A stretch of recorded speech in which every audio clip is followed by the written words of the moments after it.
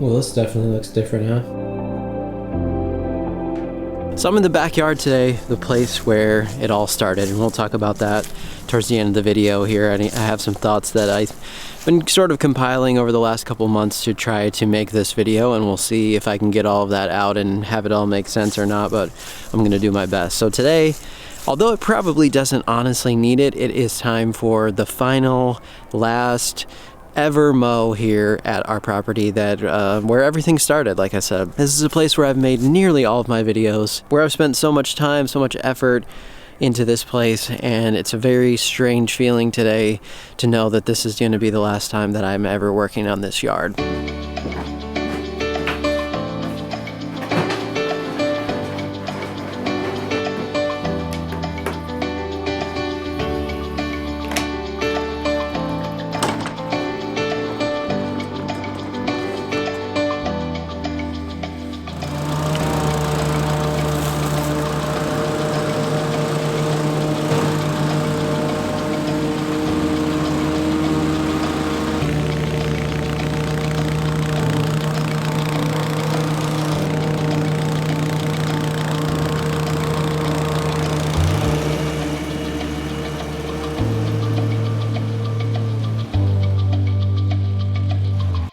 Well, I thought this was going to be more of a charity mow, but actually I'm cutting off a few clippings today. I have this set at 1 3/4 inches, but as we found out with this Time Master before, it tends to mow just slightly lower than the setting, say, at least for me in my testing that I've done. Looks really, really good at that height as long as you're not scalping, and I'm not really seeing any scalping going on here. So I'm going to continue on. We'll get to the front yard here shortly, and I want to talk about one little thing that I remember about the front yard. It's a new day.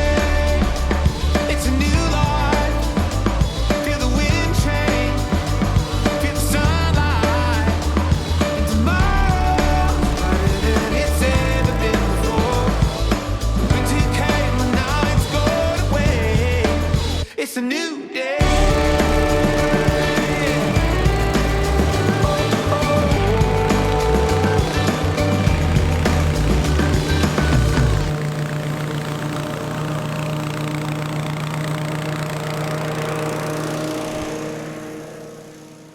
So one of my favorite memories of the front yard, I think it was about the 3rd or the 4th video in, and our first Westie was named Cecilia, and if you know anything about terriers, they're not usually very good off-leash. They're very independent. They like to chase things, and so that's very typical of our Westies now, that when we go out we have to have them on a leash. But for some reason that wasn't the case with her, and she would mow with me. She'd just kind of roam around the yard with me, or if Kelsey was out there working on something in the landscape, she'd stay right by us. So that's one of my memories of the front yard that I always think about, is that grass was about 3-4 inches tall back then. It was the original sod. It looks much different than it does right now. So I remember this clip where I had just moved down the sidewalk and she came trotting behind me, and it's one thing that it always sticks in my memory as a fun memory of her too. Through the years, many things have changed with this front yard, and it's been a really fun experiment for me just to do some different things, to try some various things on it. And that's one of the things that I love the most about lawn care, is just the experiments that you can do, the various things that you can learn along the way, and just have fun with it. So I actually think it looks really good at that height.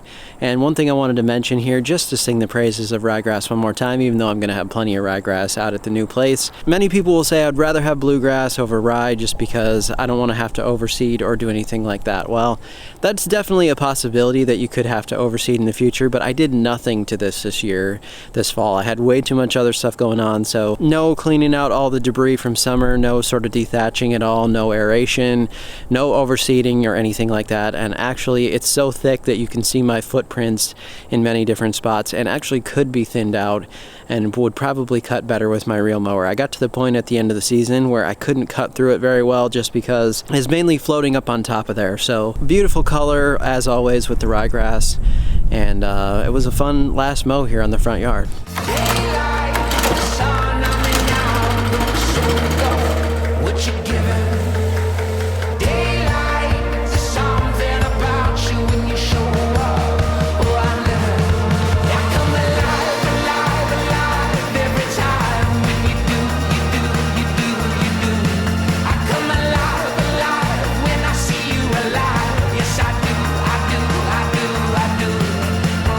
So of course it's leaf cleanup time, and there's plenty of leaves back here that I haven't done any mowing on this season. So I think this is the first time maybe that this oak tree over here has had all of its leaves off by the time I got to the first leaf type of mow back here. That tree over there, plenty of leaves left on that. I'm not sure if I'm going to be gone by the time that thing all comes down. It's usually pretty late, so that one might not be anything that I deal with anymore, but this big pile back here, plenty of leaves for me to try to mulch up.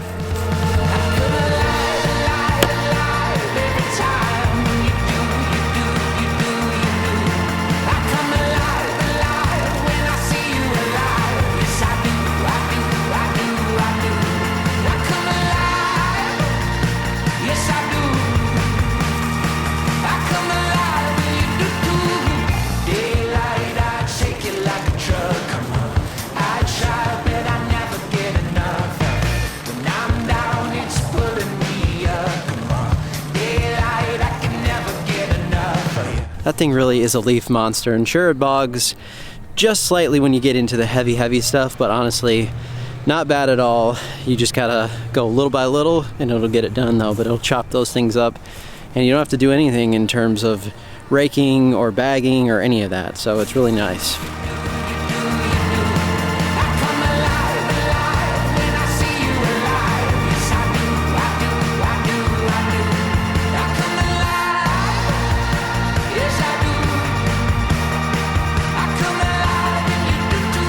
Well, considering the abuse I put this thing through this year, only one application of fall fertilizer, I was behind on so many things, I just pretty much let this thing go.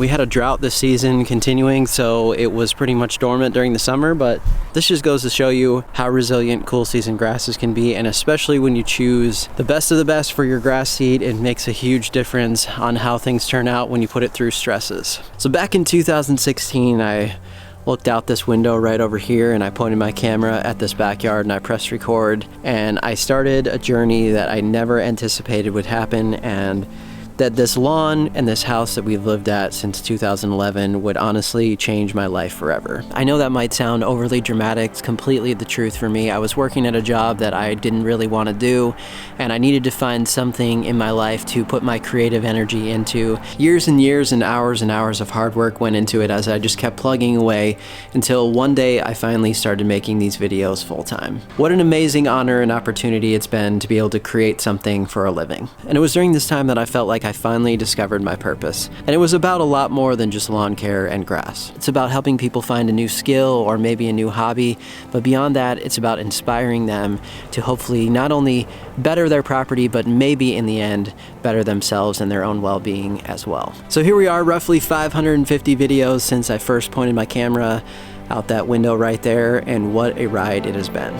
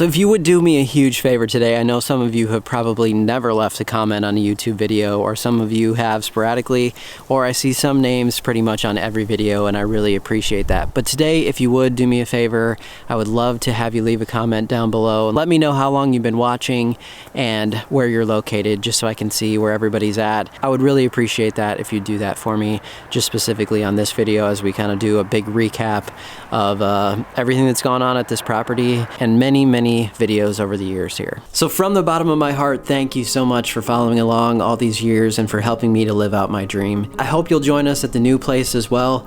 Thank you so much for watching. We'll see you next time. You can grow up, make new ones, but the truth is